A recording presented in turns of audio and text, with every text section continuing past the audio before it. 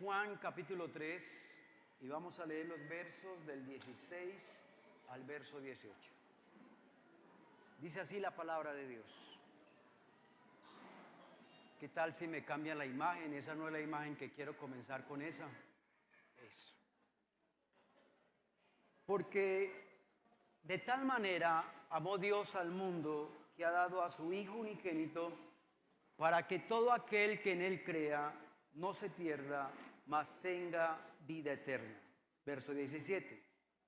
Porque no envió Dios a su Hijo al mundo para condenar al mundo, sino para que el mundo sea salvo por Él. El que en Él cree no es condenado, pero el que no cree ya ha sido condenado porque no ha creído en el nombre del unigénito Hijo de Dios. Pueden tomar asiento, hermanos. He titulado el sermón de esta noche, de tal manera amó Dios al mundo. Pero estaba indeciso si colocar ese título o colocar el otro, el que ven ahí abajo, un regalo de amor. Pero bueno, me decidí por de tal manera amó Dios al mundo. ¿Qué tal si me colocan el verso 16? El versículo 16 de este versículo es el más conocido de la Biblia. Este versículo es el versículo más grande de la Biblia. El versículo 16 lo llaman el versículo de oro. A nadie más se le da ese título de ese versículo. Martín Lutero, todos sabemos quién fue Martín Lutero, el reformador, dijo que este versículo es la Biblia en miniatura. La Biblia en miniatura. ¿Por qué? Porque un solo texto y habla del plan de Dios para salvar al mundo. Diciembre es un mes de regalos. Nuestros padres, cuando estábamos pequeños, nos enseñaron eso. Siempre al amanecer 25 sabíamos que ahí al lado de nuestra cama estaba el regalo. Nos criamos con esa costumbre tan linda. En diciembre, muchos, sobre todo personas ricas, personas con mucho poder económico, dan grandes cantidades de dinero a causas dignas, y eso es de admirar. Una de mis hijas me estaba diciendo en estos días que un influencer de este barrio, que se crió en este barrio, que se crió también en una iglesia cristiana, desde que ya es famoso y tiene dinero, ayuda a muchas personas.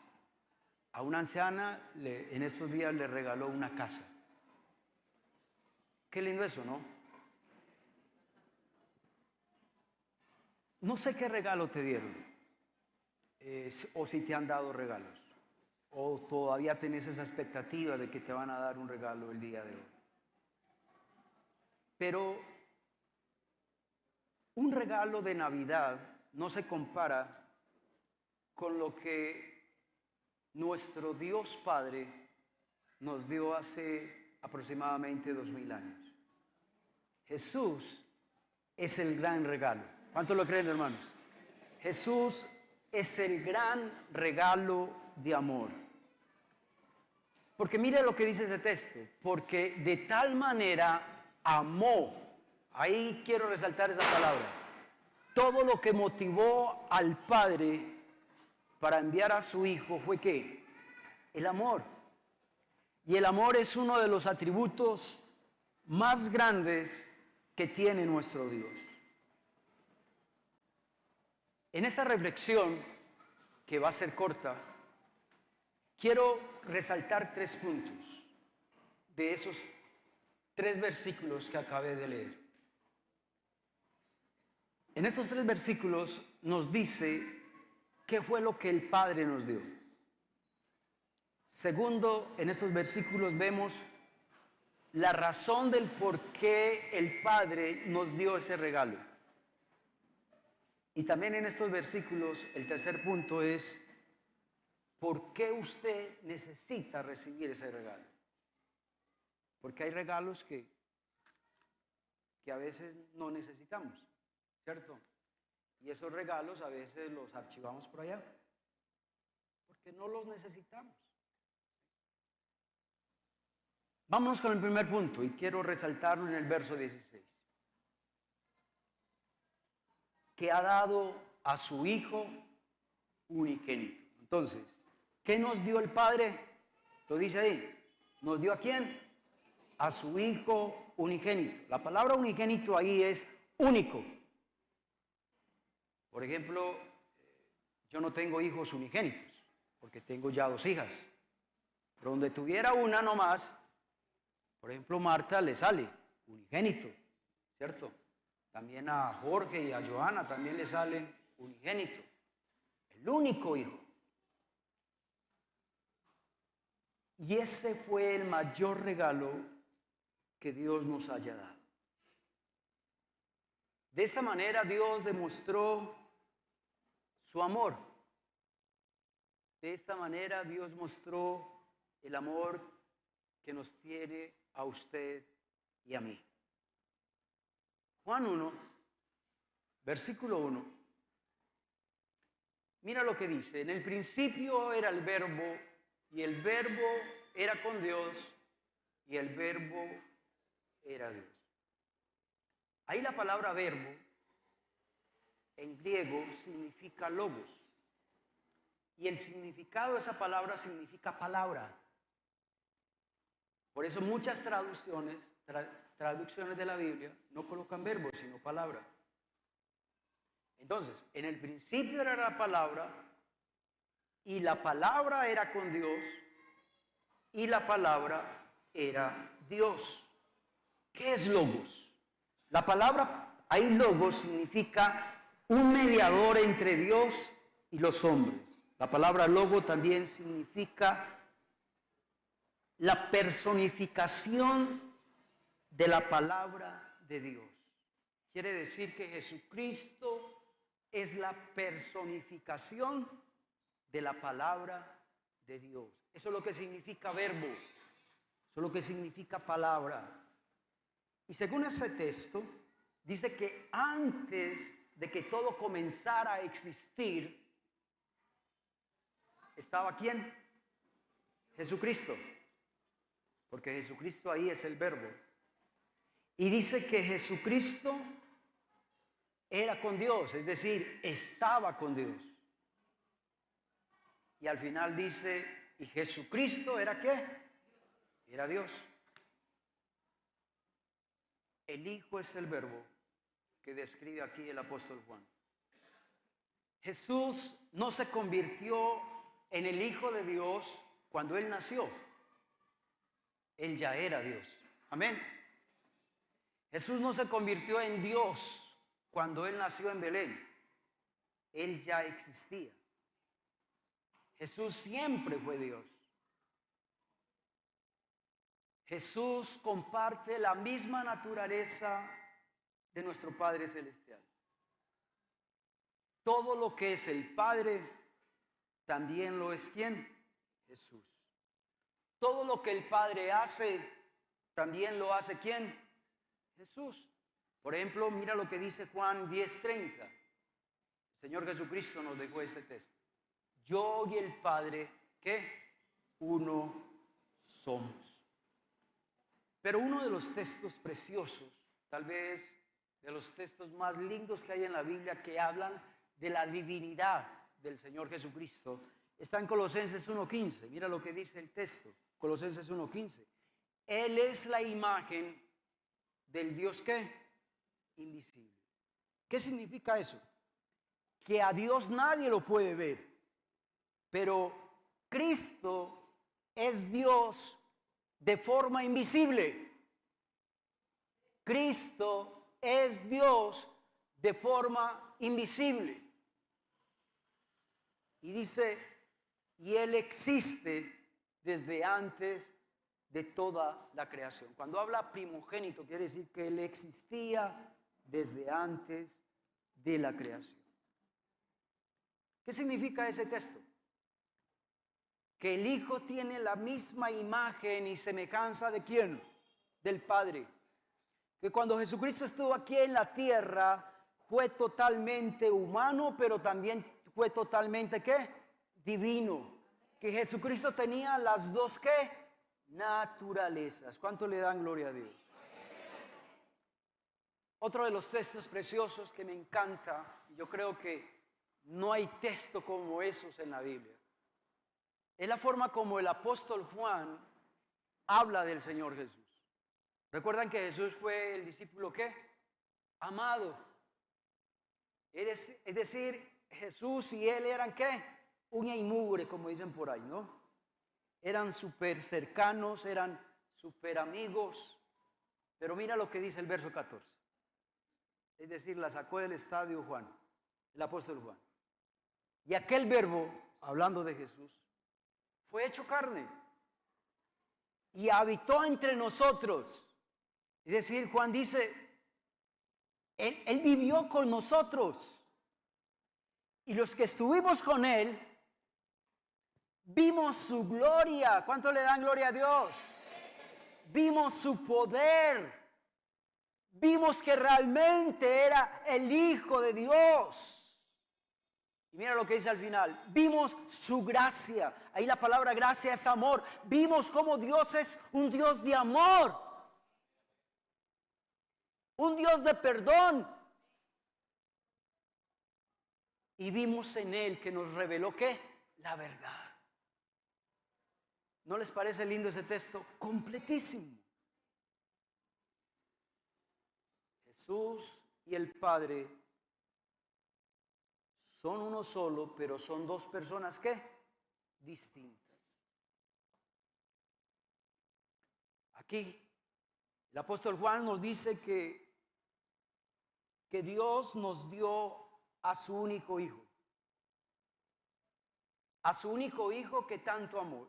Los que tienen un solo hijo, los que tienen un único hijo,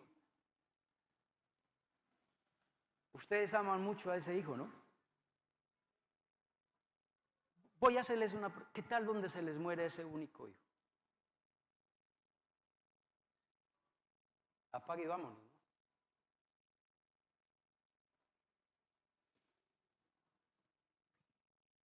¿Qué padre no ama a su hijo? ¿Es fácil desprenderse de un hijo? Cierto que es desgarrador la sola idea o el pensamiento de ceder uno a su único hijo. En el Antiguo Testamento, ahí sí me muestran por favor la imagen que me mostraron al principio. En el Antiguo Testamento hay una historia de Abraham, todos la conocemos.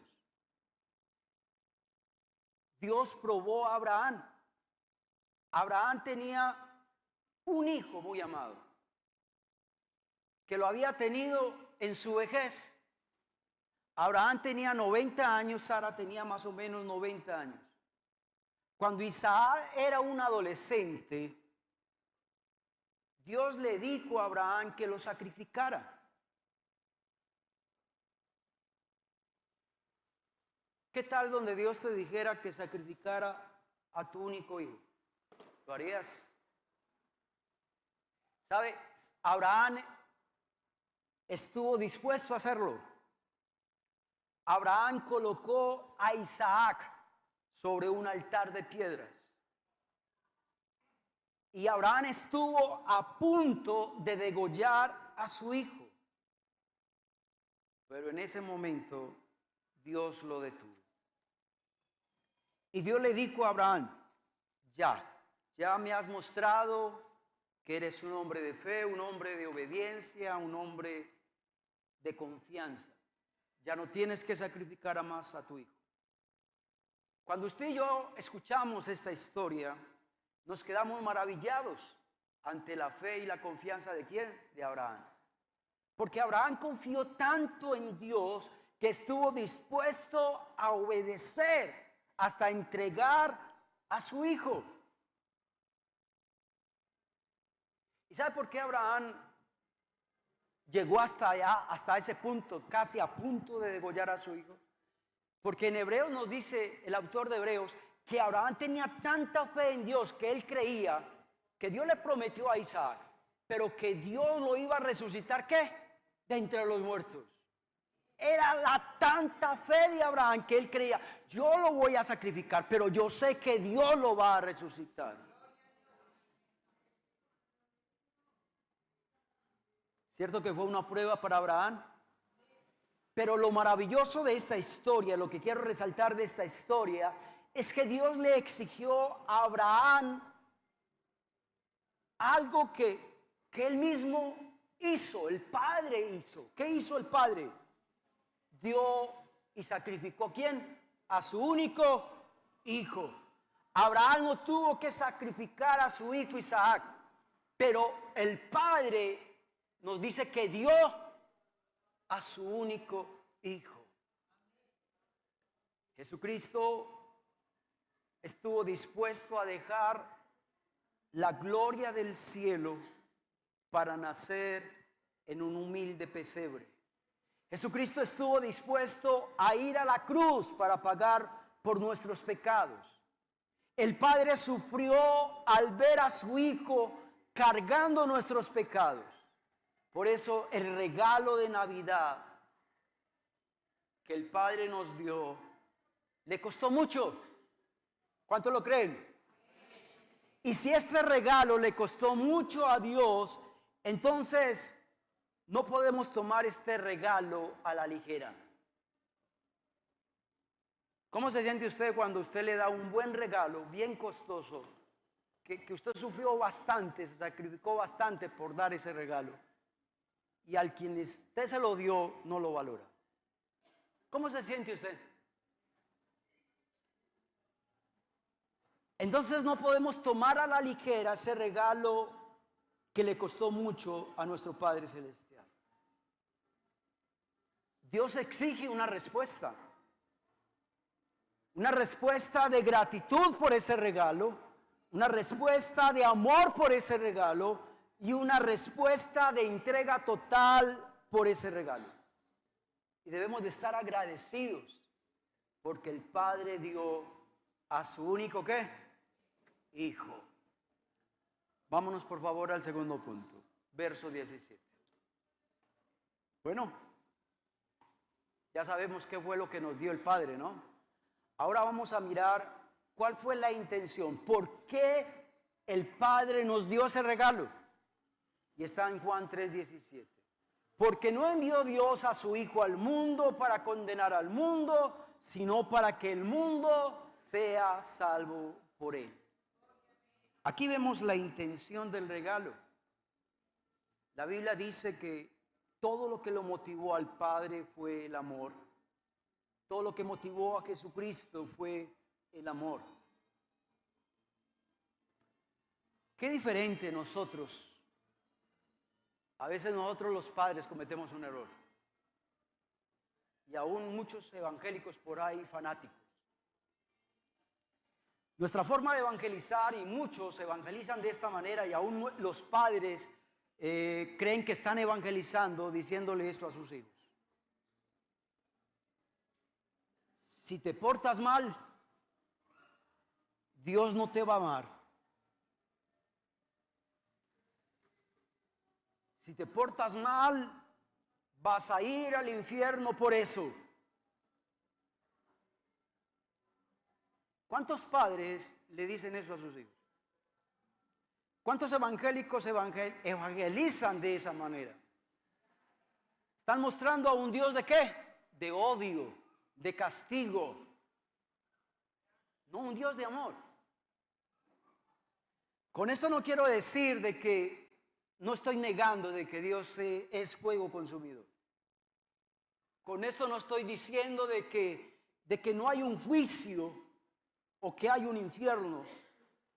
Con esto no estoy diciendo de de que los que rechazan la salvación van a ser condenados o que van a recibir una terrible recompensa. Pero uno lee ese texto y cuando uno lee ese texto uno dice, eso no es lo que Dios desea para nosotros. Dios no quiere condenarnos. Dios quiere ¿qué? Salvarnos. Si Dios no quisiera salvarnos, entonces el Padre no hubiera enviado a su Hijo y Jesucristo no hubiera venido. Si el Padre quisiera que todo mundo fuera condenado, entonces Jesucristo no hubiera venido. Así de sencillo.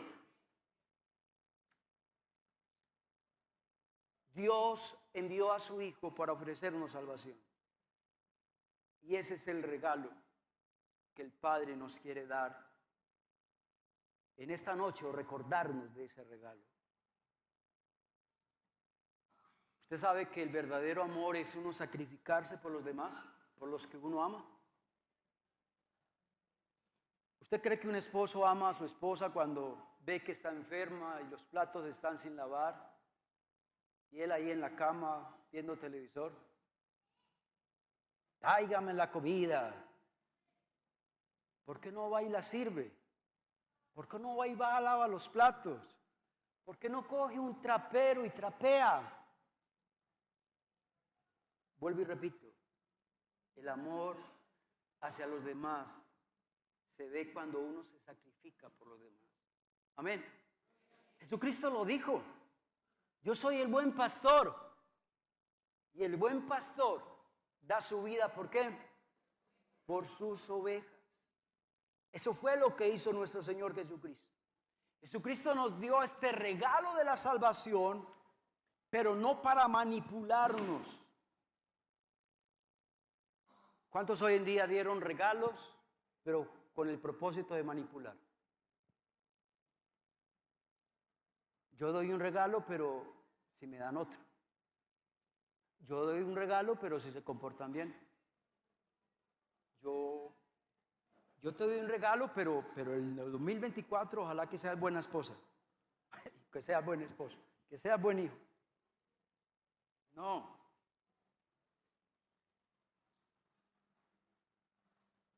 Bueno, hasta ahora hemos hablado dos puntos. ¿Cuál fue el regalo?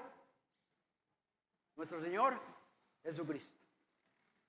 ¿Cuál es la intención del regalo? Que el mundo sea salvo. Amén. Esa era la intención del regalo. Y bueno, y por último, ¿cuál es la necesidad de este regalo? Hay gente que no ve necesidad que Jesucristo haya venido. Bueno, vamos a leer el verso 18. Dice, el que en él cree, el que cree en Jesucristo no será condenado. Pero el que no cree ya ha sido ¿qué? Condenado. Bueno, en esta frase yo veo la necesidad del regalo que el Padre nos dio hace 2000 años. Yo he escuchado esta frase, yo creo que usted también la ha escuchado. No sé cómo un Dios de amor podría condenar a la gente al infierno. ¿Han escuchado esa frase? Vuelvo y repito, no sé cómo un Dios de amor podría condenar a la gente al infierno. Pero si uno lee el versículo, no es Dios quien condena. Dios no toma esa decisión por usted ni por mí. ¿Quién es el que toma esa decisión de condenarse o salvarse? ¿Quién es? Usted y yo. Somos los que tomamos la decisión de salvarnos o condenarnos.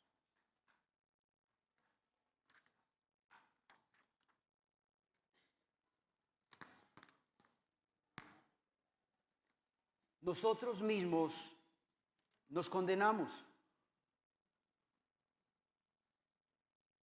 Dirá la gente, pero va y viene. Yo no sé si después de la muerte habrá condenación. Pero yo les digo algo.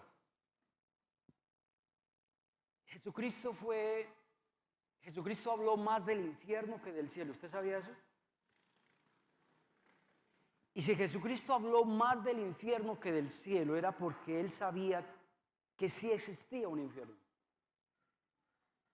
Y Él vino para que usted y yo no fuéramos, ¿qué? A ese infierno.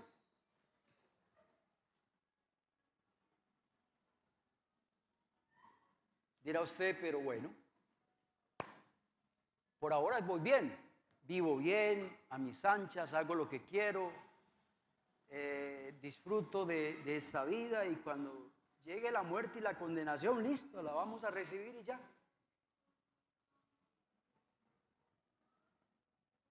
La condenación es la más grande tragedia que una persona pueda pasar. Puede que para usted una tragedia o la peor tragedia es que usted se haya quebrado en un negocio que emprendió. Tal vez para usted la peor tragedia es que tal vez perdió la casa con todas sus posesiones. ¿Han escuchado eso? De personas que perdieron su casa y perdieron sus muebles, sus camas, sus colchones, todas sus cositas. Y ellos dicen que fue la peor tragedia. No. Para otros, la peor tragedia es perder su salud. Para otros, la peor tragedia es perder a mi esposo, perder a mi esposa, que mi hogar se acabe, que mi hogar se eche a perder. No, esa no es la peor tragedia. La más grande tragedia es estar perdido por la eternidad, estar condenado por toda la eternidad. Quiero leer nomás 2, 3 textos que hablan acerca de eso. Segunda de Tesalonicenses, capítulo 1, versículo 9. Los cuales sufrirán de... ¿Quién me está manejando? Listo. Los cuales sufrirán de eterna perdición, excluidos de la presencia del Señor y excluidos de la gloria de su poder. Mira lo que dice ese texto. Sufrirán pena de eterna perdición. Serán excluidos de la presencia del Señor, de su gloria y de su poder. Mateo 25, 46. Estos irán al castigo eterno. Un castigo eterno. ¿Se acuerdan cuando los padres nos castigaban o no? Uno creía que no iban a terminar, ¿no? Aquí dice un castigo, ¿qué? Eterno. Apocalipsis 21, 10 dice: el diablo que los engañaba fue lanzado al lago de fuego y azufre, donde estaban la bestia, el falso profeta, y allí serán atormentados día y noche por los siglos de los siglos. Jesucristo sabe que ese infierno existe.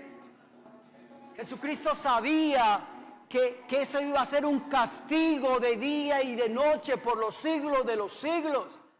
Y por eso Él vino a salvarnos. ¿Cierto que es un regalo que necesitamos o no? Pero vamos a ser salvos solo si creemos. Si creemos que Jesucristo es el Hijo de Dios, que Jesucristo es nuestro Salvador, si le obedecemos, si nos alejamos de Dios, entonces vamos a ser condenados.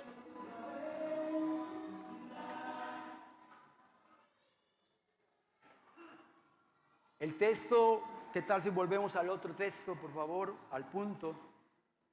¿Qué nos está diciendo ese texto? El versículo 18, por favor. El tercer punto, por favor.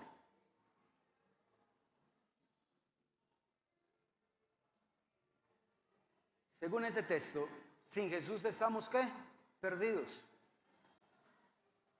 Sin Jesús estamos muertos todavía en nuestros pecados y delitos.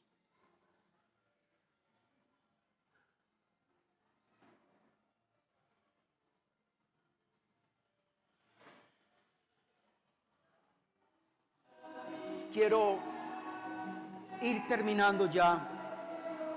¿Y qué tal si me colocan por favor el texto, el que me colocaste anteriormente, por favor?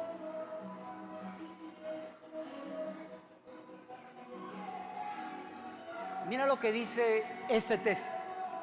Porque de tal manera amó Dios al mundo que ha dado a su Hijo unigénito para que todo aquel que en él crea, que no se pierda, mas tenga que vida eterna. Según ese texto, la más grande promesa que hay en la Biblia es la vida eterna. Qué lindo cuando alguien muere en el Señor. Es lo más lindo, es lo más hermoso. Porque la gente muere sin miedo, muere sin incertidumbre, muere en paz, muere con gozo, porque sabe que él va a tener ¿qué? Vida eterna. ¿Qué tal ahí donde estás? O si te quieres poner de pie, vamos a orar. Amén. Dios, qué lindo, Padre, esta gran promesa de tener vida eterna. Gracias a Dios porque allí en esa vida eterna enjugará Dios toda lágrima de nuestros ojos. No le olvides que hay una cena. Porque ya no va a haber muerte, ya no va a haber más llanto, ya no va a haber más clamor ni dolor. Porque las primeras cosas pasaron, y aquí todas son hechas nuevas. Porque habrá un cielo nuevo y una tierra nueva. Esa es la vida eterna, esa es la promesa de Dios para usted y para mí, que creemos en Jesucristo. Dale gracias a Dios por la palabra. Dale gracias a Dios porque Él nos habló en esta noche. Dale gracias a Dios por esa promesa de la vida eterna. Solo debes de creer, solo debes de obedecer.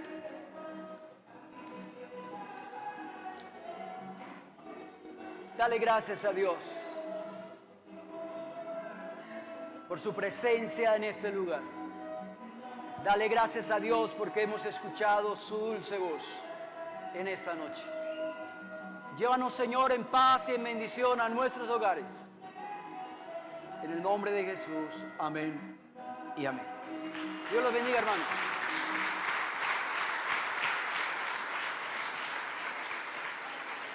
Recuerden, hermanos, que hay una cena para que no se vayan rápido, ni tampoco nos dejen servido la cena que con mucho amor y cariño le hemos dado, que hemos preparado para usted. Dios los bendiga.